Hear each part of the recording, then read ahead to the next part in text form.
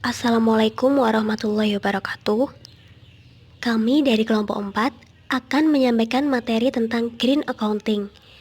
Sebelum kita masuk dalam penyampaian materi, alangkah lebih baiknya kita memperkenalkan diri dulu ya teman-teman. Nah, anggota dari kelompok 4 itu ada 3 orang. Yang pertama, Rismaya Anandari. Kemudian yang kedua, ada Heru Junarto.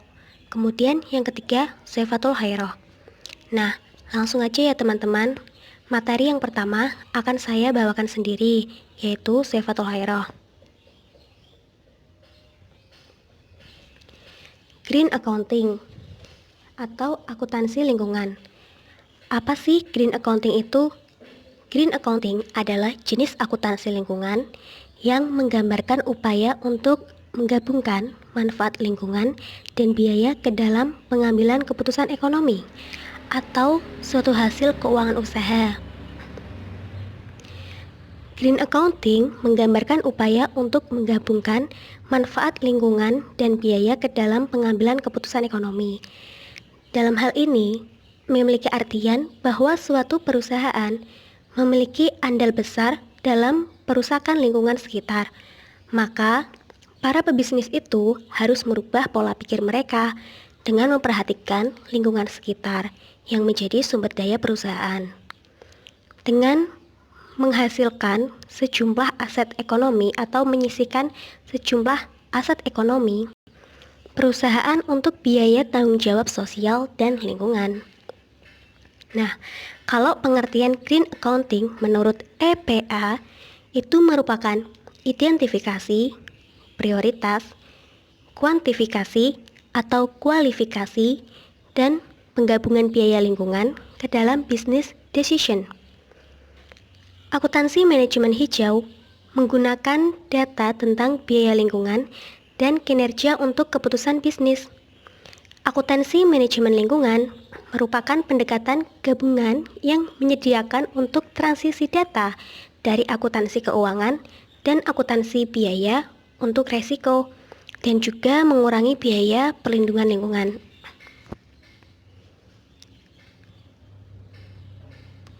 Kemudian yang kedua ada tujuan dari Green Accounting. Apa sih tujuan dari Green Accounting itu?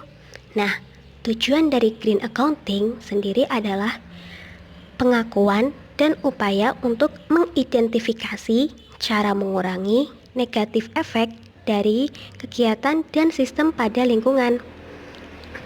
Green Accounting berfokus pada perlakuan akuntansi dan pelaporan informasi atas pengorbanan aset-aset ekonomi perusahaan untuk biaya tanggung jawab sosial dan lingkungan. Pengorbanan sejumlah aset ekonomi perusahaan untuk kepentingan sosial dan lingkungan tersebut itu bertujuan untuk memberikan nilai tambah kepada masyarakat dan lingkungan. Nah, ketika perusahaan menilai bahwa lingkungan adalah aset perusahaan yang digunakan sebagai strategi perusahaan, maka pengelolaan lingkungan menjadi perhatian utama dan perusahaan tidak akan berusaha menghindari biaya yang akan dikeluarkannya.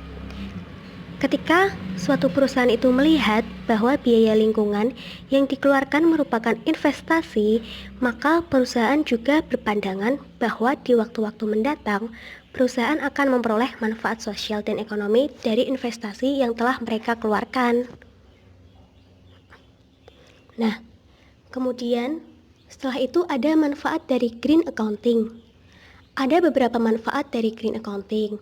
Salah satunya itu yang pertama adalah perkiraan yang lebih baik dari biaya sebenarnya pada perusahaan untuk memproduksi produk atau jasa.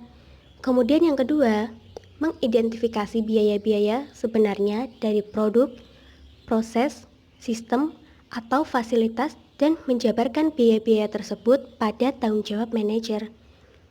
Kemudian yang ketiga, membantu manajer untuk menargetkan area operasi bagi pengurangan biaya dan perbaikan dalam ukuran lingkungan dan kualitas.